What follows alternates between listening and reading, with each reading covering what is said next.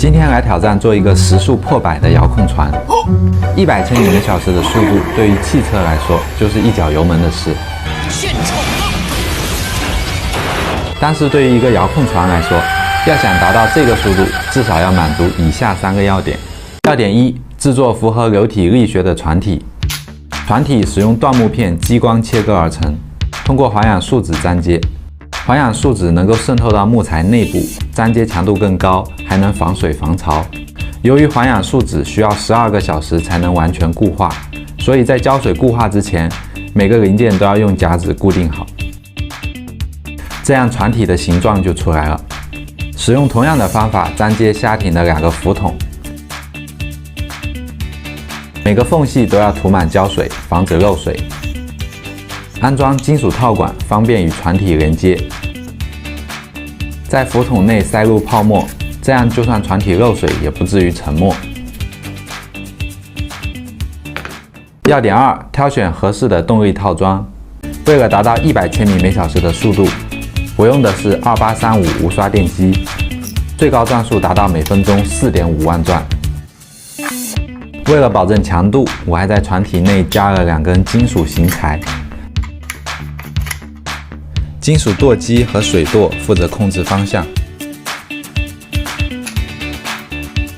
舵機通過拉桿與舵面進行連接，螺旋桨通過金屬軸與電機連接，然後固定底板保護傳動軸。接下來安裝碳棒和浮筒。浮筒和船體形成一個三角形，這樣不論是跑直線還是轉彎，都有很強的穩定性。要點3：設計2套可靠的散熱系統。為什麼需要2套散熱系統？由於船體是一個封閉結構，高速旋轉的電機和大功率電條都是發熱大戶，所以它們都需要有一套獨立的散熱系統。第一套水冷系統給電條散熱，水從吸水舵進入管道，然後進入水冷電條的進水口，再給電條冷卻之後，通過出水口排出船外。第二套水冷系統給電機散熱，水通過進水口進入管道，流向電機，散熱之後通過出水口排出船外。有了這2套水冷系統，電機和電條才能穩定持久的輸出。接下來安裝電子設備，因為蝦艇內部空間很小，所以我用的是4通道的迷你接收機，剩下的空間剛好安裝電池。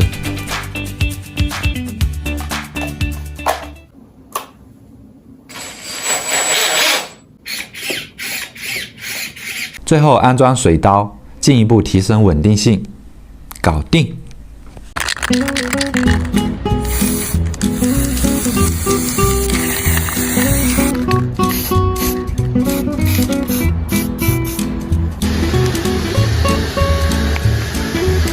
哇，後面都沉到水底下去了，你看，後面都沉下去了。先開一下試一下。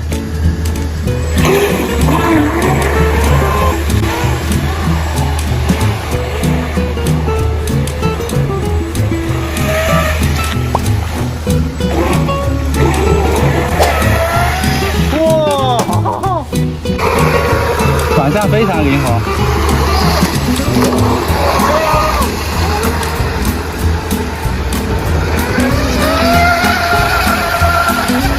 哇！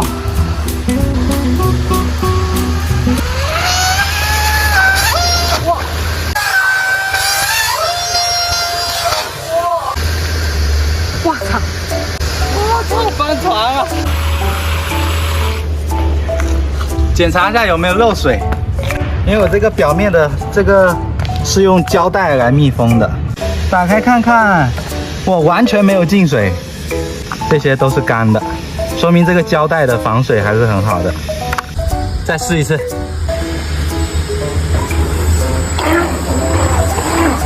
我現在油門只給一點點，它還不會起滑。油門要給1半以上，它就會起滑了，就飄在水面上。然後我掉個頭，來個全油門，來，全油門。全油門之後，它有一點點。方向有一點点偏，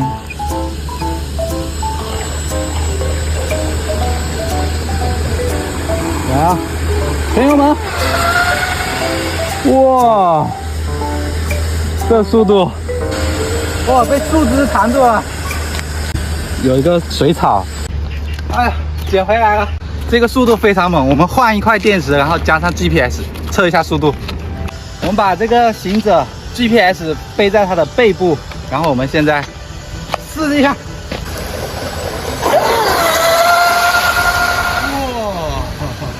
这一下速度太爽了！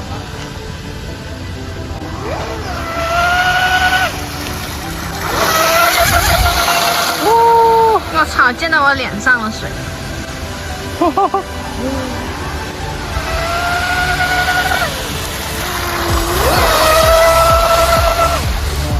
可以了。好的。我来看一下速度。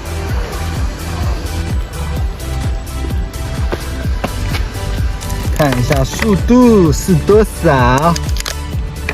打開最真實的，按一下。